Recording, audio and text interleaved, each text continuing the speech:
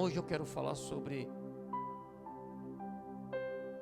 a dor de hoje é o testemunho de amanhã. A dor de hoje que você sente é o testemunho de amanhã. Tem dias que parece que não vai passar a dor. Tem dias que parece que não vai romper o dia. Tem noite que parece que não vai encerrar. Você já passou por isso? Então eu quero trazer a sua memória. Essa mulher que nós vamos compartilhar nessa noite é uma mulher que tinha tudo de conforto e tudo na sua vida que não trazia dor. Mas eu quero dizer para você que vai ter dias que a dor vai bater na nossa vida. Sim ou não? Tem dias que nós estamos sentindo uma dor e não sabemos de onde é. Mas tem dor que é tão presente no teu trabalho, no teu casamento, nos teus filhos, nas tuas finanças, nas tuas emoções, na tua saúde, no teu sonho. Olha quantos tipos de dor. Nós não vamos colocar o nome nas dores, mas você sabe qual é a dor que você sente. Você sabe a dor que você sente. Você sabe a aflição que está tomando o teu coração, uma dor que você não toma remédio, não passa. Você faz tudo o que é necessário, não passa, porque tem dores que não é dor física, é dor na alma. E nesses últimos dias nós vamos entender que tem coisas na tua vida que está ardendo todos os dias, mas eu quero compartilhar com você que esta dor de hoje, ela vai ser o testemunho de amanhã. Eu acho isso tremendo. A dor de hoje, ela vai ser a testemunha. Eu preciso que alguém venha testemunhar a meu favor. Quando você não sabe se expor, a dor te expõe. Quando você não sabe se expor, a dor te expõe. Então muitas vezes é melhor se prevenir do que se remediar. Quando eu sei que aquilo vai me trazer uma dor, o que eu tenho que fazer? Me prevenir, para que eu não seja tomado por essa dor, porque a dor não só vai doer em você, vai doer em quem está do seu lado. Então eu tenho que entender que eu tenho que agir consciente do que eu estou fazendo. É interessante que eu estava vindo agora para a igreja, do trabalho para casa, né, que a gente está fazendo essa obra, e eu pensando, né, o pessoal fazendo a reforma lá e tal, e eu vi o rapaz peneirando areia. Aí Deus falou: nós temos que saber peneirar as coisas, porque se nós não saber peneirar as coisas, nós vamos sentir muitas dores. Antes de eu agir, eu tenho que peneirar o que eu vou falar. Antes de eu tomar alguma atitude, eu tenho que peneirar aquilo antes de eu falar ou antes de eu agir, porque depois que eu agir, aquilo não volta mais, e quando voltar, volta com dor. Eu não deveria falar desse jeito, eu não deveria agir dessa forma, eu não deveria ser dessa forma, se expressar desse jeito. Aí já foi. Você deveria ter passado, todo crente deveria andar com uma peneira, sabe aonde? Nos olhos e na boca e nos ouvidos.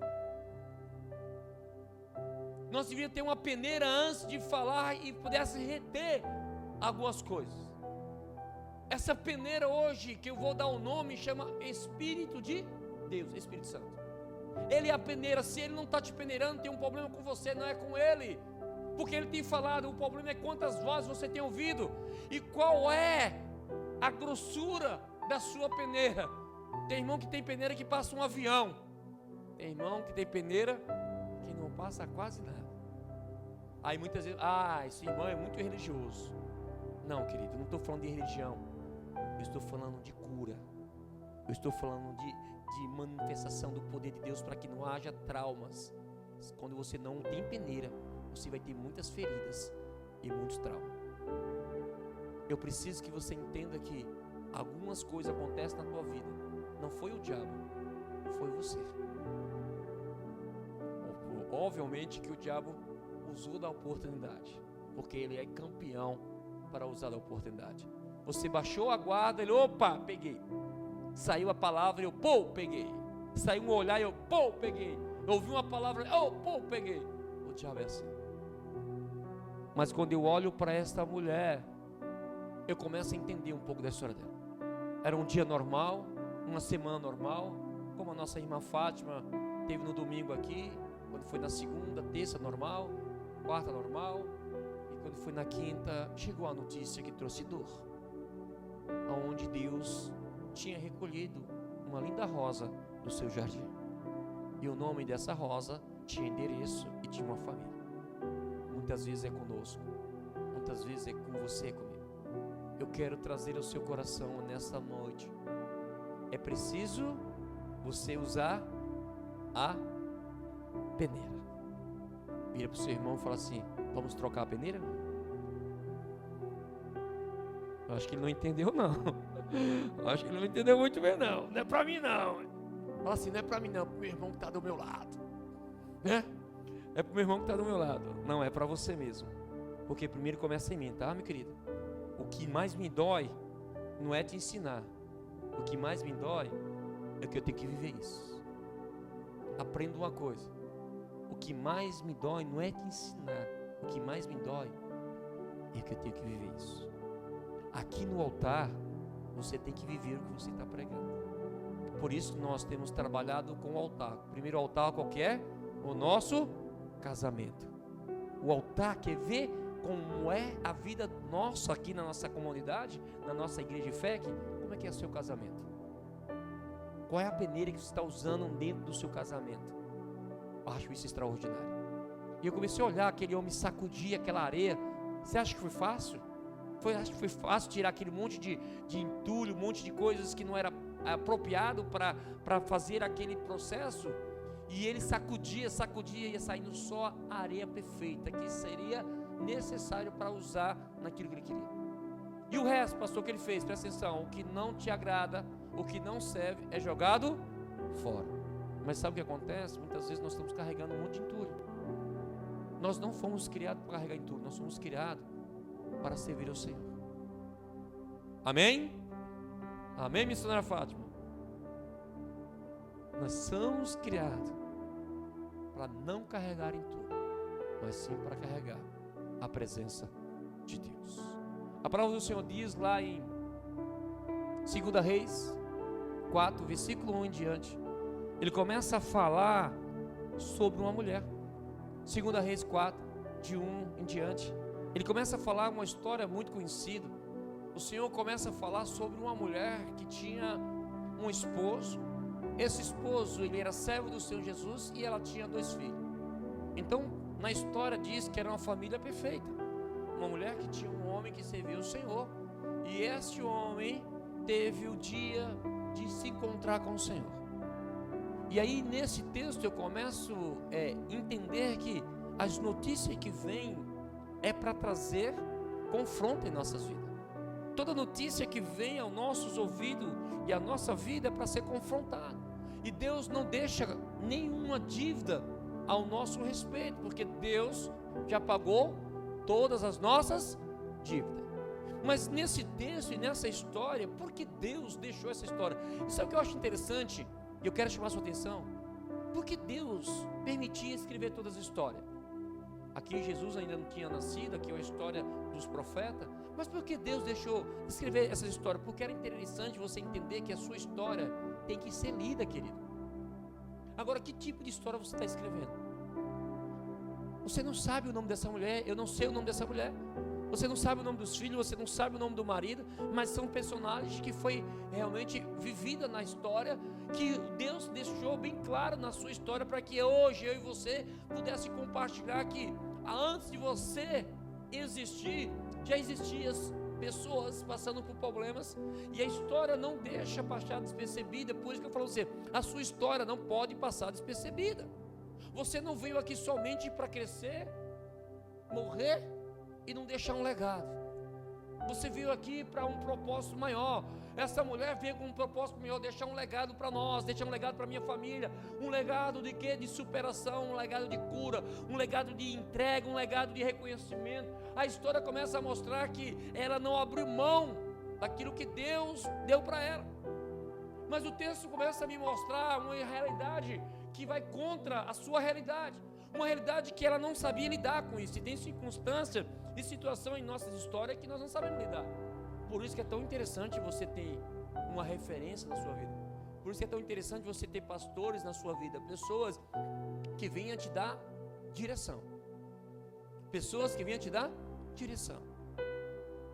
Quando Deus levanta os pastores, homens e mulheres de Deus, é para você entender que eles vão dar direção para você. Quando você não aprender a ser submisso à direção de Deus, usado pelo homem de Deus, direção de, presta atenção, de Deus, não direção de homem, direção de Deus. Você pode entender que Deus vai te tirar de todo o sufoco que você vai estar passando. E muitas coisas não mudam na sua vida, não é porque Deus não quer mudar, é porque você não toma posse e não muda a sua história. Aqui nós vamos aprender que tem a participação da mulher, tem a participação do profeta e tem a participação de Deus. Os três têm que tomar atitude, e toda atitude tem reação positiva ou negativa. Então nessa história que hoje eu vejo a sua vida, o seu sofrimento, as suas lutas, e eu não vejo mudança, e pergunto, onde é que está o problema? Você fala, Deus não está me ouvindo. Né? Deus não está te ouvindo. Não jogue responsabilidade para Deus, enquanto você não tem tomado posse das suas responsabilidades. Ok? Tem coisas que Deus sempre vai fazer, mas tem coisas que sou eu que tenho que fazer, e eu tenho que entender isso. Uma certa mulher, das mulheres dos discípulos, dos profetas, clamou a Eliseu dizendo, meu marido, teu servo morreu, e tu sabe que ele temia o Senhor, e chegando o Criador para levar os meus 2 filhos para quê? Serem servos, escravos, ser tirado deles. Presta atenção, a mulher chegou diante de um homem de Deus, e ela começa a relatar, olha, meu marido foi para o Senhor, deixou uma dívida, mas ele era muito fiel ao Senhor, era muito fiel a Deus, ele servia na casa do Senhor. Então Deus não tem dívida com ninguém. Todas as dívidas que Deus tem, Ele não deixa de maneira nenhuma sem ser paga. Então ela começa a falar para o profeta Eliseu, eu não tenho a quem recorrer, eu não sei aonde vou buscar recurso, mas eu sei que eu tenho uma dívida a pagar. Essa dívida, segundo o texto, e a história diz que quando era adquirida uma dívida e não era pago, ou então se o marido morresse, passava para os filhos ser realmente levado a escravo para trabalhar até pagar a dívida. Era assim que hoje, se fosse assim, né, nós íamos vendo que aquela cidade lá, Brasília, ia ficar realmente sem pessoas, porque a gente sabe que ali é um antro de ensino, da onde a gente não deveria estar. Mas glória a Deus que nós estamos fora dessa realidade. E aí nós vamos ver que ela começa a compartilhar com o profeta Eliseu a sua história. Eliseu não sabia o que tinha acontecido, Eliseu não sabia o que ela estava vivendo, mas ela foi de encontro. Então quando eu não saio da minha zona, quando eu não me exponho para o homem de Deus, não vai vir um socorro para a minha vida. Pastor, mas o senhor sabe o que eu estou sentindo. Querido, eu não sei o que você está sentindo. Se você vai no médico e você não fala o que está sentindo, você vai voltar do mesmo jeito que você foi. Quer ver um exemplo? Você manda o seu marido ir para o médico, sozinho. O que acontece? Chega lá, ele vai, o médico pergunta, o que você tem? Nada. O que você tem? Nada. Agora entra com a mulher. Quando você entra com a mulher, o homem nem abre a boca, a mulher fala, doutor, ele está assim, está assado, não sei o que, não sei o que. Ele nem sabia o que ele tinha tudo aquilo. Mas ela sabe. Por isso que eu não vou para o médico sem minha esposa. Porque eu não sei o que eu tenho, mas quando eu chego lá, ela fala, olha, tem isso, tem aquilo, tem aquilo. Por quê, querido? Porque se nós não aprender a se expor, nós não vamos saber reviver o melhor de Deus. E aquela mulher começou a falar, olha, meu marido, ele adquiriu uma dívida e nós não conseguimos pagar, não deu tempo, porque infelizmente Deus recolheu. Mas eu ainda continuo com a dívida, e eu tenho uma responsabilidade, e essa responsabilidade chegou, não tenho como pagar, mas segundo a lei diz que se eu não tenho como pagar, ele tem direito de levar os meus filhos para trabalhar para ele, até ser pago essa dívida. Eu acho isso injusto. Segundo a lei, naquela época não era injusto, era justo, porque você tem que pagar. Mas aí ela começa a jogar a responsabilidade para quem? Para o homem de Deus. Presta atenção que eu vou falar para você. Toda vez que você tem uma causa, você tem que entender que Deus se responsabiliza por ela, a sua causa, mas você tem uma atitude. Deus aqui nesse momento está abrindo os olhos daquela mulher, que ela precisa tomar algumas atitudes. E a primeira atitude é ela ir ao profeta. Versículo 2, ela ia ao profeta, porque o profeta sempre tem voz de comando. Sempre tem voz de quê? De comando. Então presta atenção, hoje, sabe por que você não está prosperando? Sabe por que você ainda está preso ou você está pagando um preço alto? Porque você não tem dado ouvido à voz de comando. Eu tenho falado aqui todos os cultos, tenho trazido a luz ao seu coração. Vocês vão viver o sobrenatural de Deus, vocês vão prosperar, vocês vão ser curados. Primeiro eu estou falando de vocês. Antes de Deus trazer o sobrenatural, Deus quer primeiro curar, tratar comigo. Deus quer mudar a minha vida. Ai, Deus, faz na minha casa. Na tua casa começa em você. O seu milagre não começa lá, começa aqui. Então eu tenho ensinado, falado. Não adianta eu sapatear, eu falar em línguas e eu não tenho uma peneira para ver o sobrenatural de Deus. Então quando essa mulher entendeu que Eliseu poderia ser a resposta de Deus, ela não se ocultou, ela se expôs. Para quê? Para ser envergonhada? Não. Para trazer solução. Sabe por que algumas coisas ainda estão amarradas na sua vida? Porque muitas vezes você, em vez de se expor aos homens de Deus que pode dar uma direção para você, você fala assim, eu não acredito mais que isso possa acontecer. Mas aí nós vamos continuar. Eliseu lhe perguntou. Ele perguntou o quê? O que está falando ali? Eliseu perguntou, o que eu posso fazer por você? O que eu posso fazer? Ele abre uma porta de acesso ao sobrenatural. Ele pergunta para ela, presta atenção, se você está necessitado, eu pergunto assim, o que eu posso fazer? Porque eu tenho algo para fazer ao seu favor. Quando você vai pedir recurso para alguém, ou vai pedir socorro para alguém, e alguém fala assim, ó, não tenho nada a ver com isso, não posso te ajudar. Mas olha bem a pergunta, o que eu posso fazer por você? Quando você vai a Deus, e você leva os seus problemas a Deus, Deus pergunta, o que eu posso fazer por você? Mas antes de eu fazer por você, Ele quer saber de você. O que Ele quer fazer, Ele já sabe. Mas o que você quer que Ele faça para você? Sabe por que muitas vezes Deus não responde? Porque você não sabe falar. Você não sabe falar o que você quer. Ah, Senhor, faz um milagre, mas que milagre? Ah, Senhor, faz uma transformação, mas que transformação? Ah, o Senhor sabe, o Senhor sabe. Você sabe o que seu filho precisa. Você sabe o que ele necessita. Mas você sabe o tempo certo de dar aquilo. Mas quando chega um momento que o seu filho fica persistindo muito naquilo, você vai lá e conserta o seu filho. Então chegou a hora, chegou o momento de eu te dar isso. Então o profeta fala, deixa bem claro, o que você quer que eu faça? Diz-me o que eu posso fazer por você. E ele começa a mostrar bem claro que é necessário ela entender e ter a atitude. Aí ele continua dizendo, o que tu tens em tua casa? O que tu tens em tua casa? Então aí está primeiro o profeta falando e ele questionando ela, o que é que você tem na sua casa? Deus não vai criar mais nada, Deus vai usar o que você tem. Nesse momento ele começa a falar, olha, eu vou clamar ao Senhor, o Senhor vai responder, mas você tem que entrar com as suas ações. O que é que você tem na sua casa? E ela respondeu, a tua serva não tem nada em casa, senão era só uma, gente. Uma botija resolve o problema, sim ou não? Sim ou não? Não. A dívida dela era muito alta. E ele pergunta, o que você tem na sua casa? Presta atenção, primeira ação, está dentro aonde? De casa.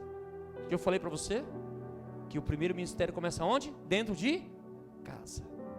Ele começa a falar, o que você tem em sua casa? Para depois ir lá para fora, ele começa dentro de casa. Então ele começa a falar, o que você tem? O que você tem? O que você pode trazer para que Deus possa transformar em um milagre? Jesus, quando estava pregando com os discípulos, uma certa tarde, depois de 3 dias de caminhada, o povo seguindo a Jesus, o povo atrás de ver os milagres, chegou um momento que Jesus falou assim, não vou dispensar o povo, porque o povo está com fome, e o que é que nós vamos fazer? E aí alguns discípulos questionam, olha, aqui não temos nada, não tem nem padaria aqui, não tem recurso nenhum. Aí chega um adolescente, um jovem, que antes de sair de casa falou para sua mãe, eu vou seguir a Jesus porque hoje é um dia diferente, Jesus vai fazer milagre, eu quero ver, porque a curiosidade atrai multidão. E o texto diz que naquele momento, aquele jovem, a sua mãe preparou para ele ali 5 pães e 2, era suficiente para ele. 3 dias com Jesus, 5 pães e 2 peixinhos, era para ele, somente para ele. Sim ou não? Sim. Mas veja bem, Jesus não faz milagre se não tiver nada para ele multiplicar. E aí Jesus pergunta, o que nós temos aqui? Chega aquele adolescente e fala, eu tenho aqui 5 pães e 2 peixinhos. Jesus manda todos sentar, A história diz que era mais de 5.000 pessoas, e sentaram todos ali. Olha bem, 5 pães e 2 peixes. Ai, incomoda o mestre. Isso aí não dá para nada. Jesus só faz milagre quando você tem alguma coisa para oferecer.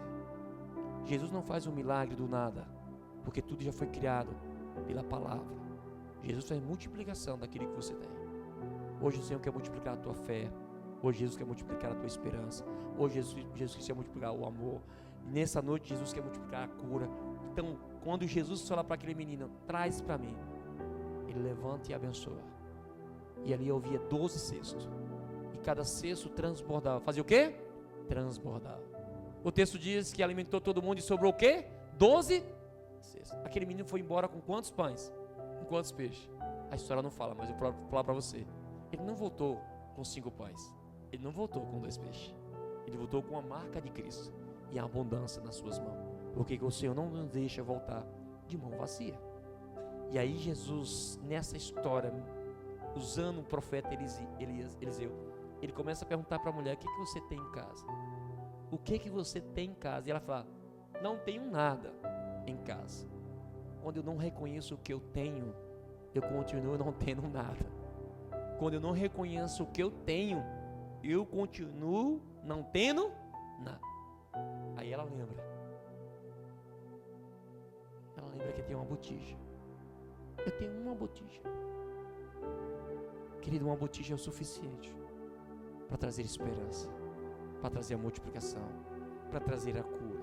Uma botija para ela não era tão importante, mas para Deus é muito importante. Versículo 3 diz assim: então disse ele: vai e pede emprestado vasilha a todos os teus vizinhos. Presta atenção. Primeiro dentro, para depois fora. Primeiro dentro da sua casa, para depois fora. Eu já tenho uma botija, já tenho um azeite. Eu preciso de vasilhas. Para multiplicar, a botija é o suficiente, mas para transbordar eu preciso de vasilhas. Então o texto diz que ele deixa bem claro: então disse ele: vai e pede emprestado vasilha. Olha a importância de você ter vizinhos, pessoas que você conhece e são resposta de Deus. Naquela época, querido, deixa eu explicar uma coisa para você muito profundo. Naquela época as vasilhas não são como hoje. Era de barro. Era lugares onde você guardava água, guardava o azeite. Não é como hoje, nós temos facilidade mediante tudo que hoje é criado. Não, antigamente era tudo muito bruto. Então fazia de barro aqueles potes, né? Onde carregava ali açúcar, carregava o sal, carregava o azeite. Então é uma coisa que tinha muito valor também. Não é como hoje que você vai ali no real e compra uma bandeja, uma bacia. Não, não é assim não. Então não era assim, todo mundo chegava e dava para você uma vasilha, não era? Então esse momento eu começo a entender que quando Deus começa a usar essa mulher, ela começa a entender qual foi a participação que ela teve na sua vizinhança. As pessoas, quando bateram na porta das pessoas, as pessoas olharam para: não, tem aqui. As pessoas não questionaram: vou perguntar se tem. Não, tem aqui. Não questionaram, mas entregaram a ele. Então quer dizer para você que vasilha naquela época tem um valor muito grande. Tudo que Deus faz tem valor e tem um poder para as pessoas de muita importância. Então quando ele começa a falar para ela pegar as vasilhas, e todas elas vazias, para poder haver o grande milagre. Sabe o que acontece com você? Primeira coisa que eu vou falar para você: você não vai romper o melhor Deus na sua vida se você ficar sozinho. Essa mania que nós temos: eu gosto de ficar no meu canto. Eu não sou contra. Eu não sou contra. Presta atenção, eu não sou contra, mas eu vou te trazer uma luz dessa verdade. Quando Jesus veio, ele estava sozinho? Ele andou sozinho? Ele escolheu estar sozinho?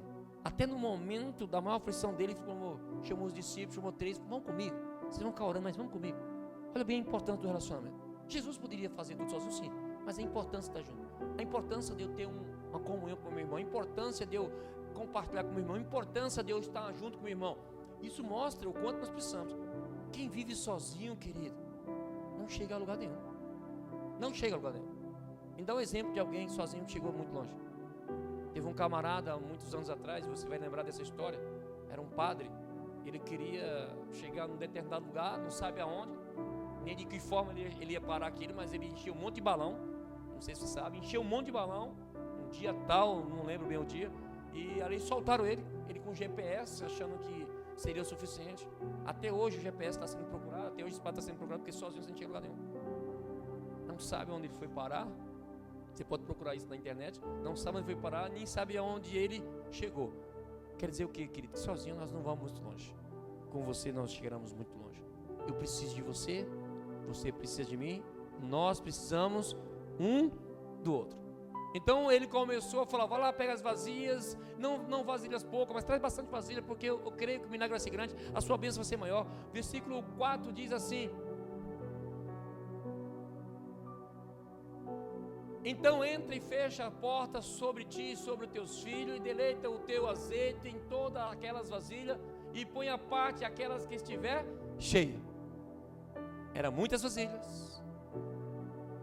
Terceiro requisito que ele deixa bem claro: entra, fecha a porta, da onde? Da onde? Da sua casa. Novamente, veja bem, de fora para dentro. Entra, pega todas as vasilhas, entra para dentro, fecha a porta, você e seus filhos, e faz algo que você não tem entendimento, mas me obedeça.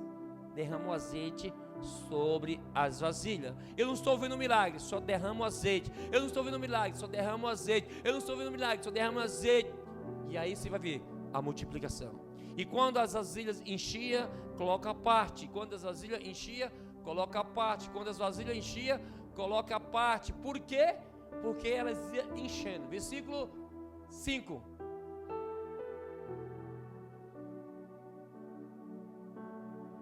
Partiu após dele e fechou a porta e sobre si e sobre os seus filhos, e esse lhe chegava as vasilhas e ela se enchia. Versículo 6. Vai mais rápido, gente. Presta atenção. E ela se enchia. Nenhuma delas ficava vazia. Muitas vezes você está com suas vasilhas indo e voltando vazia. Enchia as vasilhas e disse ela a um dos filhos: chega-me aqui mais uma vasilha. Mas ele respondeu: não há mais vasilha nenhuma.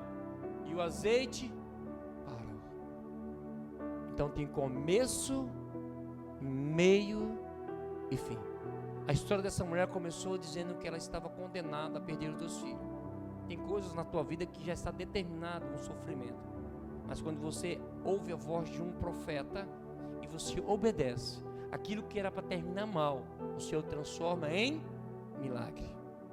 Mas para isso, pastor, eu preciso ter algumas atitudes. A primeira atitude é não se conformar. Não se conforme com a dor que você está sentindo. Não se conforme com aquilo que está te levando à tristeza. Não se conforme. Hoje você está chorando, amanhã você vai estar saltando de alegria. O texto continua relatando que o Senhor não deixou ela no estado que ela estava. O Senhor começou a transformar ela dentro da sua casa e mostrar que Deus se responsabiliza por aqueles que Ele ama. O Senhor te responsabiliza por você. Como o Mário falou, o seu passado, os seus erros não pode ser determinante no seu presente, no seu futuro. O que me passou que foi negativo não pode ser o freio que vem me impedir de eu andar na presença de Deus. Se soubesse o que eu fiz no passado. E aí, querido, o teu passado só serve para uma coisa: para ser um testemunho da glória de Deus. As pessoas vão olhar assim e falar: aquela mulher eu conhecia, aquela mulher aprontava, mas hoje, olha, eu vejo algo diferente na vida dela. Por quê? Carrega o céu. Quem carrega o céu não deixa a marca do inferno. Essa é uma peneira muito boa.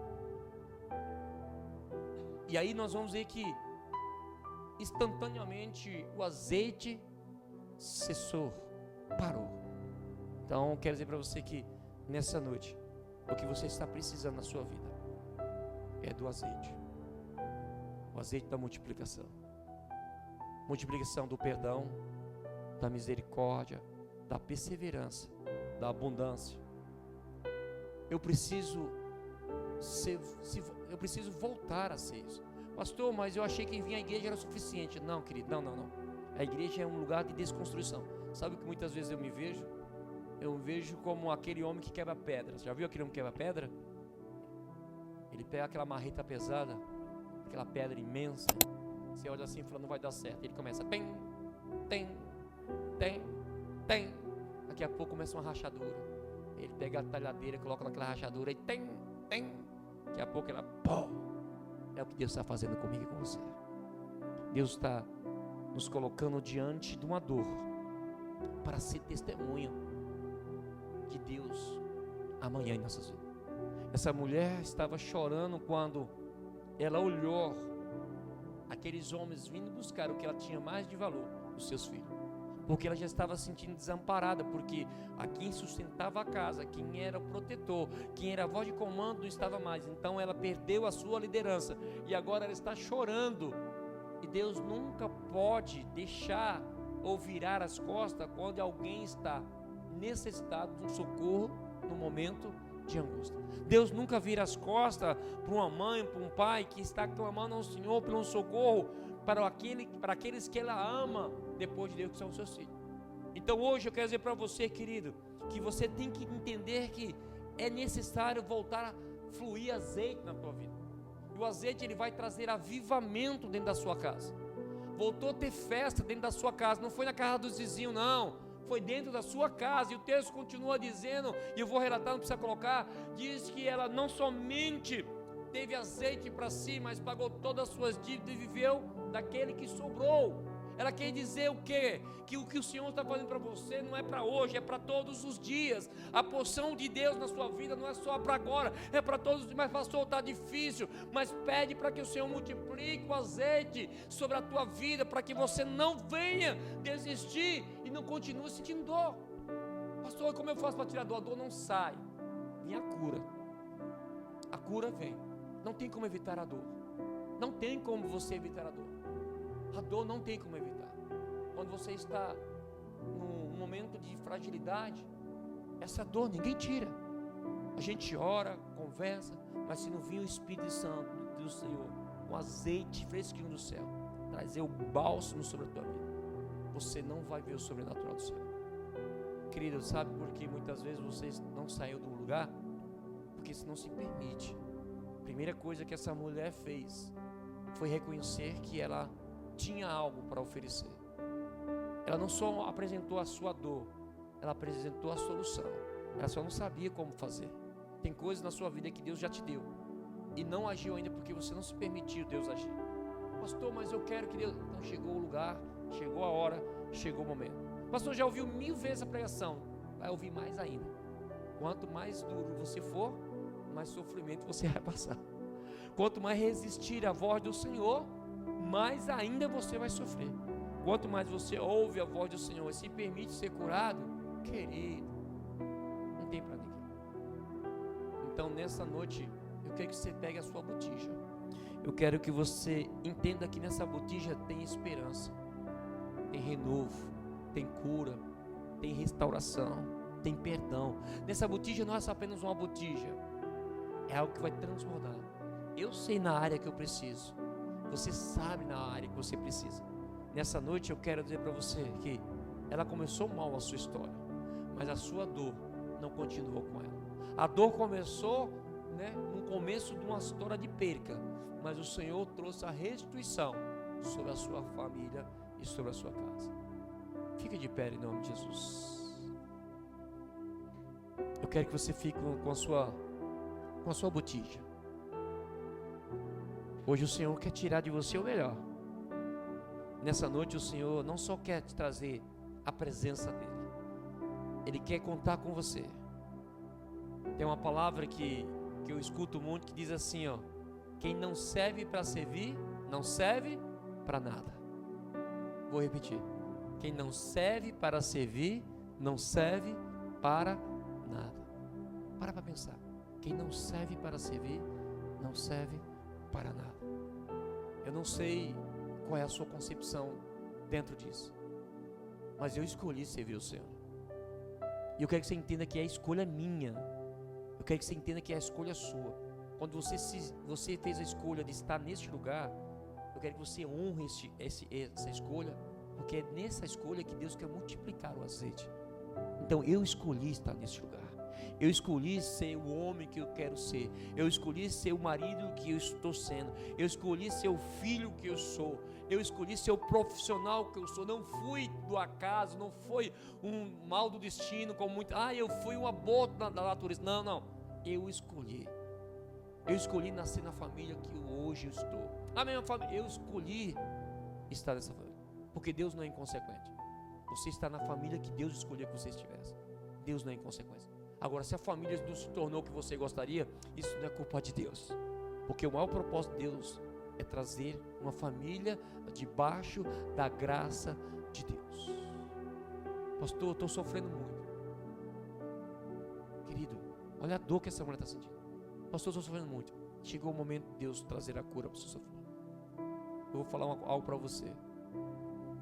Há muitos anos da minha vida, eu falava para Deus, eu vim só para sofrer. E você também pode ter pensado nisso. A gente conhece algumas pessoas, quando começa a ouvir a história, fala, meu Deus, que sofrimento.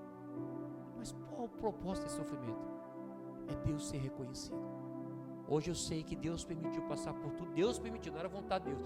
Deus permitiu passar por tudo isso para me fazer um homem forte, fazer uma mulher forte, para ser um instrumento de Deus.